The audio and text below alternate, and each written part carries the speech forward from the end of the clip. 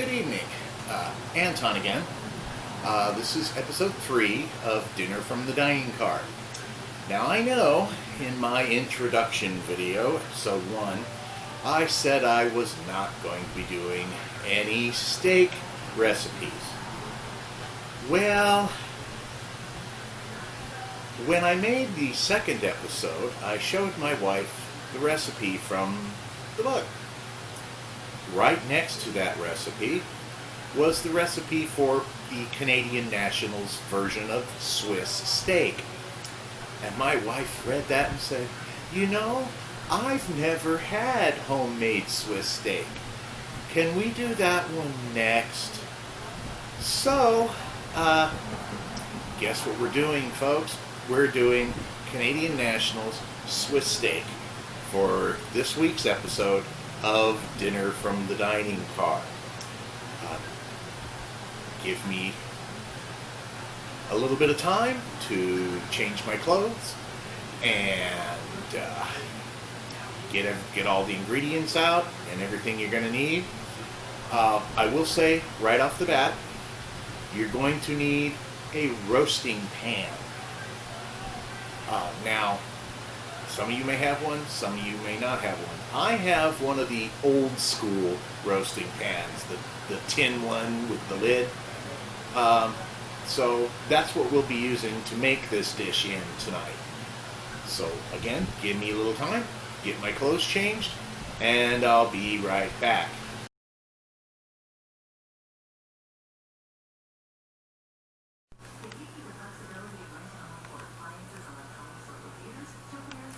Okay, folks, I'm back and we're getting ready to go.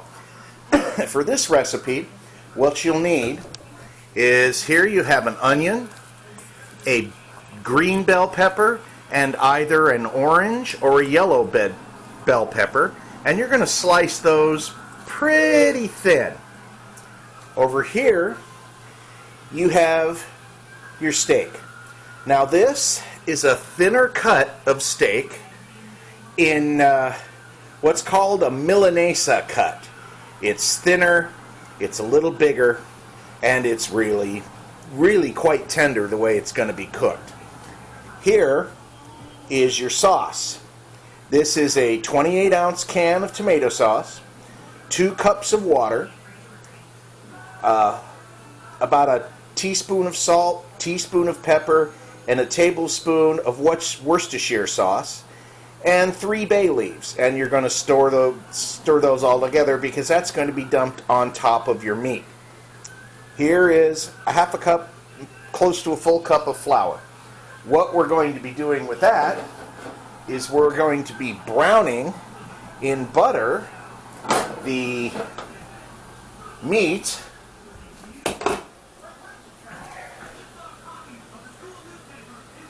and we are going to brown those and put those in a greased roasting pan. So let's get started with that. You'll have to excuse me, I'm trying to do this one-handed. Okay, here we go. You take a chunk of your steak, you put it in the flour, just enough to coat it, and yes, you're probably going to make a bit of a mess, and then pop it in your pan. Here's the next piece. Now these, will you notice, are pretty good cuts. If you want to really do it old school, you can take a London broil or a top sirloin, cut it in 8 pieces, and then pound the living snot out of it to make it thin. Would you like your coffee, sir? Yes, I would love my coffee, Jake. Thank you. Of course. Would you like to take over the camera? You want to hold the camera for you? Yeah, because it's hard to do this one-handed. No, I wouldn't do that. Anyway, you just want to brown these just a little bit. And then you're going to transfer them to the roasting pan. And now this recipe will make 8 pieces of this. So if you've got a good crowd to feed, this is a good recipe to do it. Drop it in the flour. Get it kind of coated. Transfer it over to the pan. And again, you're just browning this enough to kind of stick the flour to the beef. Don't worry if you have flour left over, you're going to be using that too. But because I have not a huge skillet, I kind of have to do these 2 at a time. You might want to think about rinsing your hands between slices. Oh, one other thing I forgot to get out of the fridge.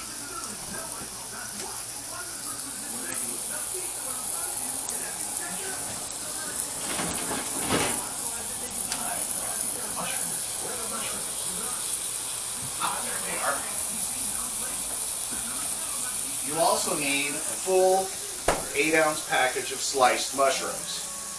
That's going to go in with the vegetables. You'll see that in just a few minutes. Again, just turn it over.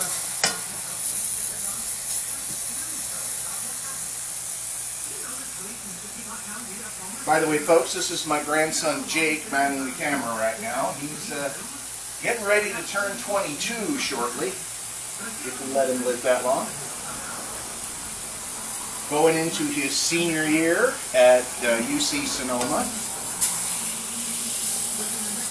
Smelling good in here, Grandpa. Yeah, it's going to smell even better. Looking forward to it. This is the part that just takes a little time. May need to add some more butter to that pan. Where'd that one come from? Oops! Oops. Forgot to coat it.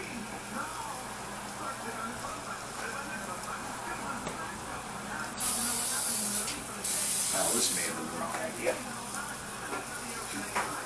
Wrong idea. Little olive oil.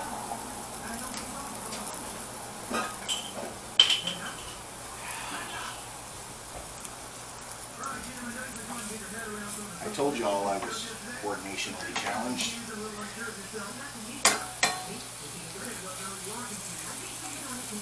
Take the last 2 and put them in there. After you're done browning the steaks, the rest of it's easy. It's a matter of just putting everything else in the roasting pan. You want to preheat your oven to 350.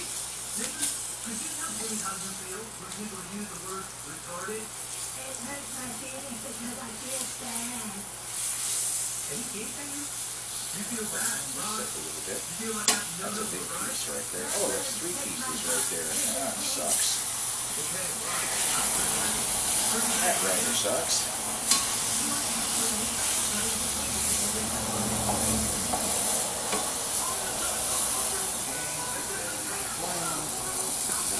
There. Yeah, if you want to get a nice picture of the actual meat being piled in the roasting pan. Wow, that's a good size cut right there. The last 2, yes.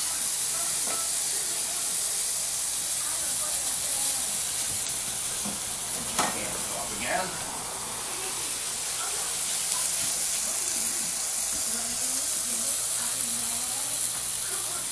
Again, I'm using the Milanesa steak because I cheat.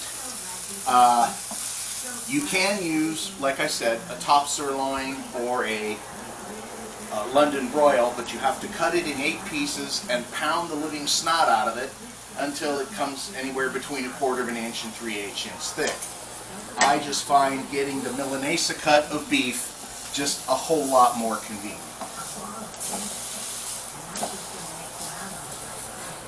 Okay, all the meat is now in the roasting pan.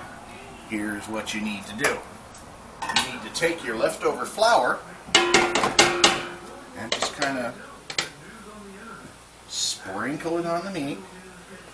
You may want to come over here, Jake, and get a shot of that. I got it. Then you cover it with the mushrooms. You just use the whole 8-ounce package of mushrooms. As you see, I buy them pre-sliced. Just makes life a whole lot easier to deal with. Then you're going to cover it with your thin sliced onion and peppers. And you'll have a lot of them, so you won't really need to serve a vegetable with this because you're going to have a whole lot of this stuff.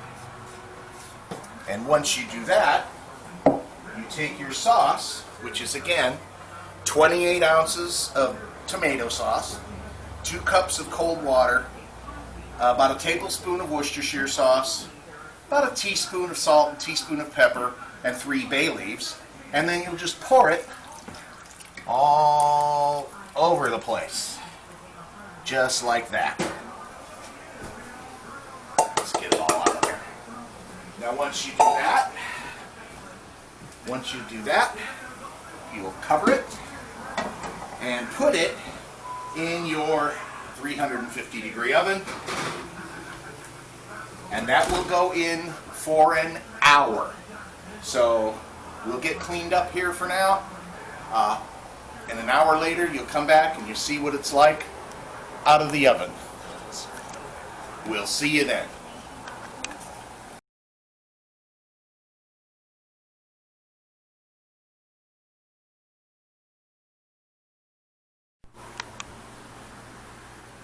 Okay, here we go, folks. It's about a little over an hour later, and here's what it looks like coming out of the oven. And gosh, if you could smell what's going on in here, there you have it. Sorry, had to put the lid down.